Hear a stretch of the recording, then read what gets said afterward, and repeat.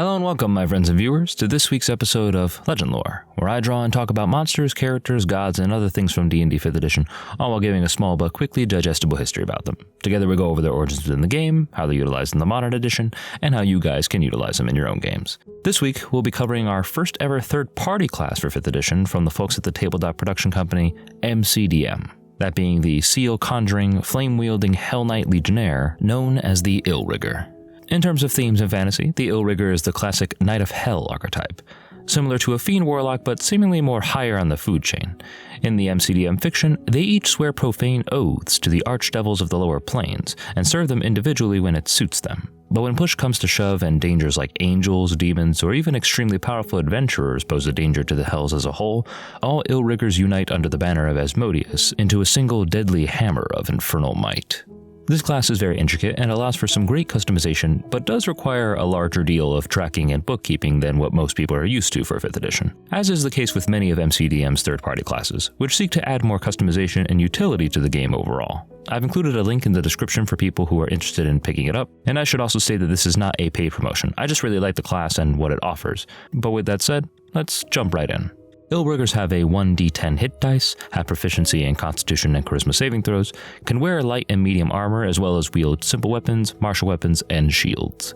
They may also choose to be proficient in 2 of the following skills, that being Arcana, Athletics, Deception, Insight, Intimidation, Investigation, Persuasion, Religion, or Stealth.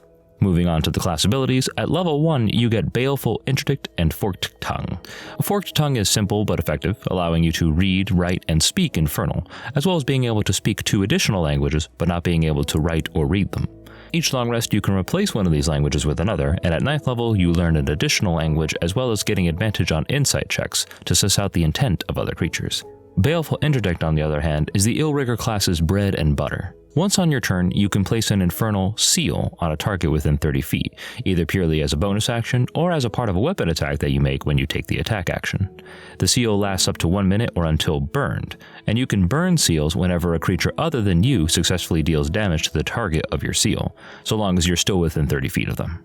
You can burn any number of seals placed in them at one time, and the target suffers an additional 1d6 fire or necrotic damage per seal burned, which you can choose upon burning the seal. This also does not require a reaction to use, but you must not be incapacitated when you do so. You regain all expended seals after taking a short or long rest, and additionally, if a creature that you have placed seals on dies, you can use your bonus action on your turn to move all of those seals to another target within 30 feet. This does not reset the 1-minute timer on unspent seals, however.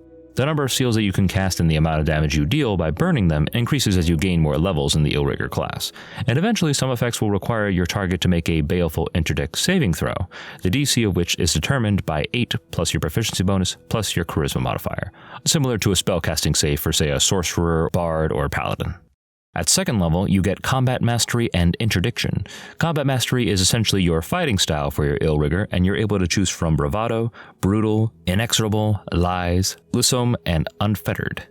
Each one has its own benefits and offers a different style of play, such as Bravado allowing you to add your Charisma to your armor class while not wearing armor, or Lies allowing you to use your Charisma as your ability score for weapon attacks. Combat Mastery is also followed up with Interdiction, which grants you the ability to add secondary effects on the seals that you place on other creatures when using your Baleful Interdict ability. Rather than just burning them for damage, you can now expend seals in order to create new effects for your enemies to deal with. These secondary abilities are called Interdict boons, and you can choose from an entire list, which is very similar to the Warlock's Eldritch Invocations in style. As I said before, you gain one at 2nd level, and also gain an additional one at level 7, 13, and 18 for a total of 4. At level 3, you get to choose your Diabolic Contract, which is effectively your Illrigger subclass. You get to choose which distinct archdevil you want to serve, as well as how you would like to serve them, choosing from the Architect of Ruin, the Hell Speaker, the Painkiller, the Sanguine Knight, and the Shadow Master. Subclasses for the Illrigger work a little differently than others, as each subclass is reflective of a different style of play. The Hell Speaker, for example, plays similar to a bard, the Architect of Ruin, a wizard or spellcaster, the Painkiller, a fighter or paladin, and so on and so forth. You gain a new subclass feature at levels 7, 11, and 15, and we'll go over each of the subclasses' intricacies further on into the video. On top of that, you also get the Invoke Hell ability, which is similar to the Cleric's Channel Divinity as it is entirely based on your Diabolic Contract subclass that you choose. Each subclass has 2 different options that you can use your Invoke Hell for, and you can regain all uses of Invoke Hell when you take a short or long rest. At level 4, like all other classes, you can choose to either take an ability score improvement or a feat if your DM allows the use of feats in their games. For your improvement, you can choose to increase 1 ability score by 2, or 2 ability scores by 1, and you gain an additional feat or ability score increase at levels 8, 12, 16, and 19. At level 5, you gain extra attack, which simply means that you can make 2 attack rolls against an enemy instead of 1 when you take the attack action. And at level 6, you gain the Infernal Conduit ability, which grants you a pool of D10s that you can use as an action to either heal or harm allies and enemies that you touch, depending on how you use it. The main 2 avenues of use for your Infernal Conduit are Invigorate and Devour, the effects of which are listed below, and both require the target to make a Constitution saving throw against your baleful interdict DC, unless they choose to willingly fail it, which is probably the case for when you want to heal. When using your Invigorate, roll the number of dice you choose to expend, and the target you are touching regains hit points equal to the result, while you take necrotic damage equal to half the result. When using Devour, the opposite effect happens, in which the target you're touching suffers necrotic damage equal to the roll result, and you regain hit points equal to half the result. This ability also grows at 11th level, where the target you're touching also gains a level of exhaustion, but only can suffer a maximum of 3 exhaustion points from this effect. The number of dice in your pool also increases as you level up, but always remains a D10, and you can regain all uses of your Infernal Conduit dice on a long rest. At level 10, you get Blood Price, which is one of my personal favorite abilities as it makes use of the hit die in a way that's better than just regaining hit points. When you fail a saving throw, you may choose to spend and roll a hit die and add that result bonus to the save, potentially changing it to a success. At level 11, you get Terrorizing Force, which allows you to add an additional 1d8 damage to your weapon attacks, choosing the damage type from a list of cold, fire, necrotic, or poison. You can also change the type if you wish upon finishing a long rest. At level 14, you gain Superior Interdict. The fire or necrotic damage dealt from burning a seal now ignores damage resistance, and once per long rest, as a bonus action, you can regain 1 seal if you currently have none remaining. At level 17, you gain Infernal Majesty, which allows you to assume a powerful form for 10 minutes once per long rest as a gift from your Archdevil patron. For these 10 minutes, you have the following effects. You gain resistance to fire, cold, and necrotic damage. Wings appear at your back, granting you a fly speed of 60 feet. When you use your Blood Price ability, you can cause an enemy that you see within 10 feet of you to take damage equal to the number that you rolled on your hit dice. And when you hit with a weapon attack, the additional damage from your Terrorizing Force increases to 2d8 damage instead of 1d8. Now this comes with a caveat, for if you die within the 10-minute duration of this form, you can choose to have your body disappear in a burst of flame, leaving behind only your equipment. This includes your attuned items. If you choose to do so, your body reforms 1d6 days later somewhere in hell, where you return to life and regain all of your hit points. From here, you can decide if you wish to find a way back to your party, or if your party wishes to descend into hell in order to find you, both of which can make for a very interesting side adventure and even have your Illrigger meet their Archdevil in person. And finally, at level 20, you get the Master of Hell ability, which allows you to tear a rift directly into the lower planes as an action once per long rest. From there, the creatures within its range of effect must also make a saving throw against your interdict DC, or suffer from either the Infernal, Pestilence, or Darkness effects, which you choose upon casting this ability. Infernal deals fire damage and burns enemies, Pestilence deals poison damage and imposes the poison condition, and Darkness deals cold damage and imposes the blind condition.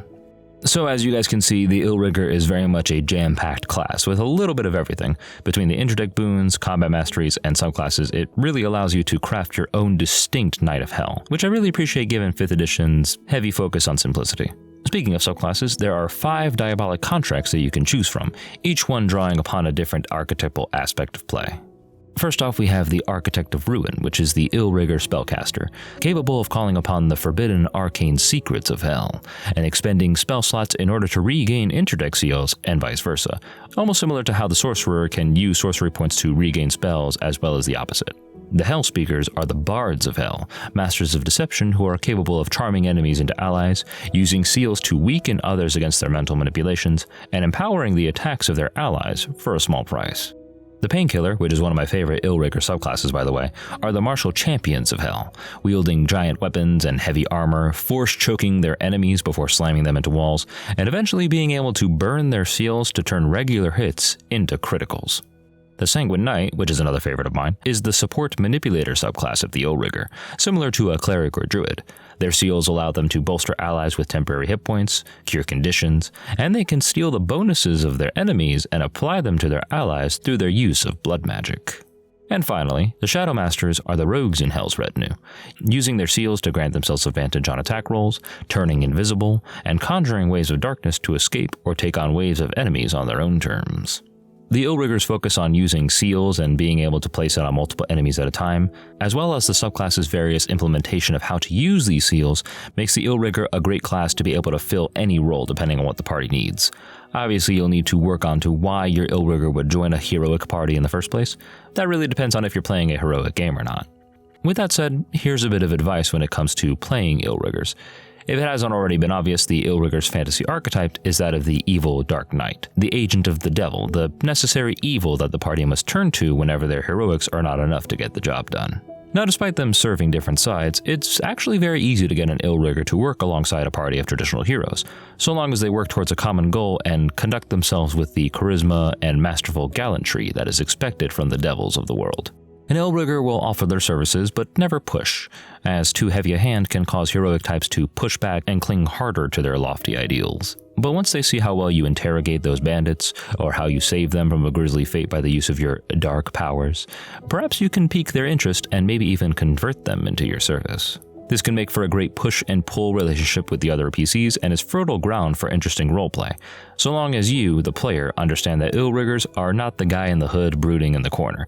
They are social but secretive, approachable but cunning, wolves in sheep's clothing who are always working in service to their archdevil of choice. So Dungeon Masters, be sure that your Illrigger always has a distinct goal that they need to accomplish, so that they aren't just fudding about aimlessly with nothing to put their ambition towards. The ticking clock and wanting to avoid displeasing their archdevil will really light a fire under the Illrigger and sort of make them a little bit more malleable to the idea of joining a pack of heroes on an adventure. If you're looking for character inspirations from modern media or pop culture, characters that I personally like to recommend as inspiration for Illriggers include Slade from Teen Titans, Chase Young from Shaolin Showdown, Alucard from Castlevania, and maybe even Azula from Avatar: The Last Airbender. Building off of the idea of your archdevil having a goal for your Illrigger, here are a couple of magic items that I feel will personally work very well mechanically and thematically with the Illrigger's kit. My primary recommendation being many of the magic items shown on MCDM's Arcadia magazines for 5th edition, as well as the Chains of Asmodeus supplement that just came out, which is chock full of interesting items, lore, and material for you to construct your own version of the Hells, Archdevils, and the Illriggers who serve their interests. I've linked to both these items in the description below, and I highly recommend that you guys check them out. Both are really good and useful to have for your table. And finally, for our homebrew magic item this evening, we have the Gauntlet of Desolation, a piece of armor that requires attunement by an Illrigger and functions as a +2 shield when not wielding any weapons within that hand. It is also made of indestructible infernal iron, and it can be used to make a magical punch attack that deals 1d6 plus your strength bludgeoning damage, as well as 1d4 fire damage. Additionally, while attuned to this gauntlet, the Illrigger may consume their seals to grant themselves a bonus to their armor class for 1 minute, the bonus equaling the number of seals consumed to a maximum of 3. And finally, as a bonus action, once per short rest, the Illrigger can expend one of their Infernal Conduit dice to grant the result as a bonus to their ally's next attack roll, skill check, or saving throw.